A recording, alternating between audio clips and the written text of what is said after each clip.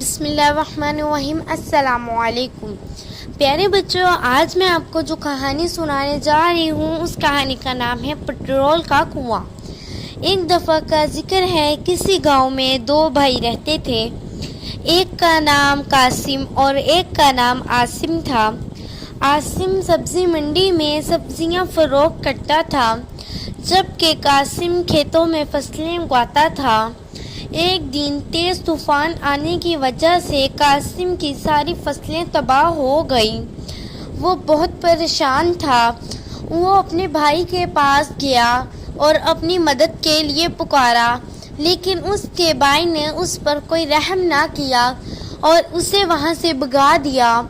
وہ پریشان حالت میں اپنے گھر کی طرف واپس آ گیا۔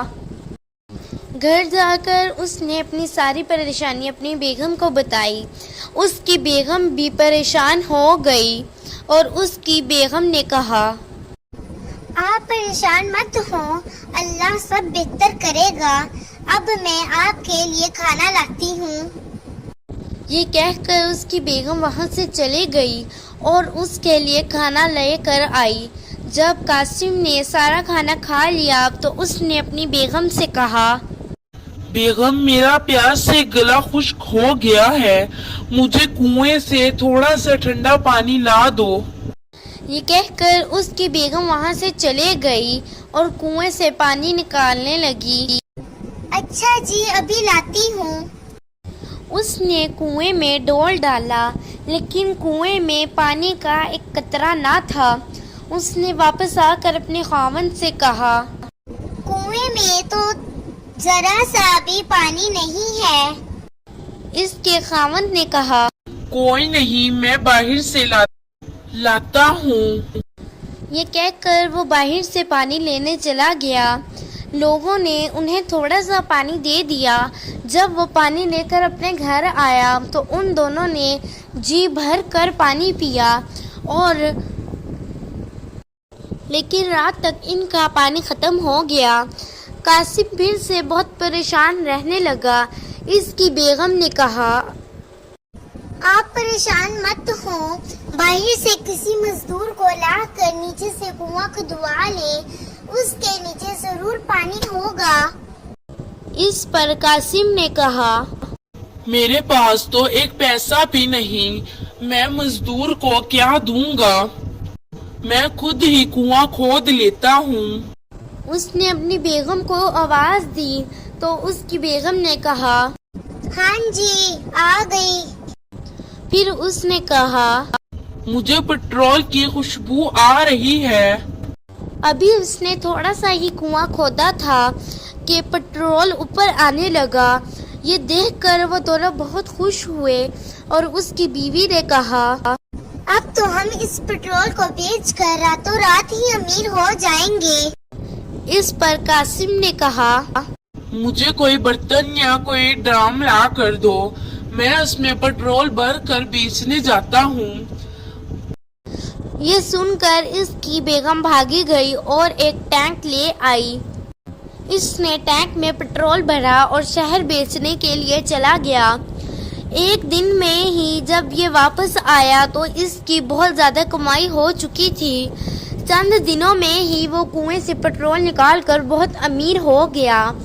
اس کا بھائی اس کے پاس آیا اور اس نے پوچھا کہ تم کس چیز نے امیر بنا دیا؟ کل تک تو تم کوڑی کوڑی کو محتاج تھے، آج کس چیز نے تمہیں اتنا امیر بنا دیا؟ کیا تم نے چوری کرنی شروع کر دی ہے؟ اس پر قاسم نے کہا، نہیں بھائی، میں چوری نہیں کر رہا۔ تو عاصم نے کہا، سچ سچ بتا دے، تمہارے پاس 24 گھنٹے کا وقت ہے۔ میں کل آؤں گا اپنی بیگم کے ساتھ، اور تم نے اگر سچ نہ بتایا تو میں پورے گاؤں والوں کو بتا دوں گا۔ قاسم کی بیوی کھڑکی میں کھڑی سب باتیں سن رہی تھی۔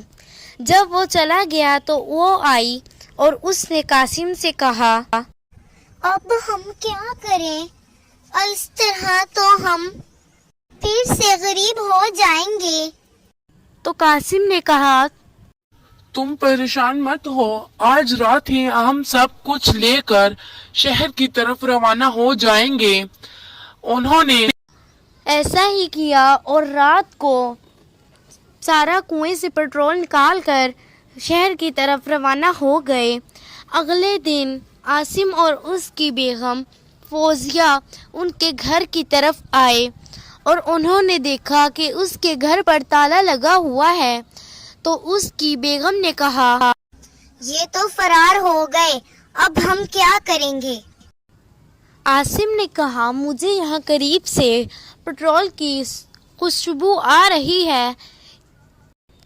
ये कहकर वो कुआं खोदने लगे। ज़मीन नरम होने की वजह से वो दोनों ही ज़मीन में धंसने लगे।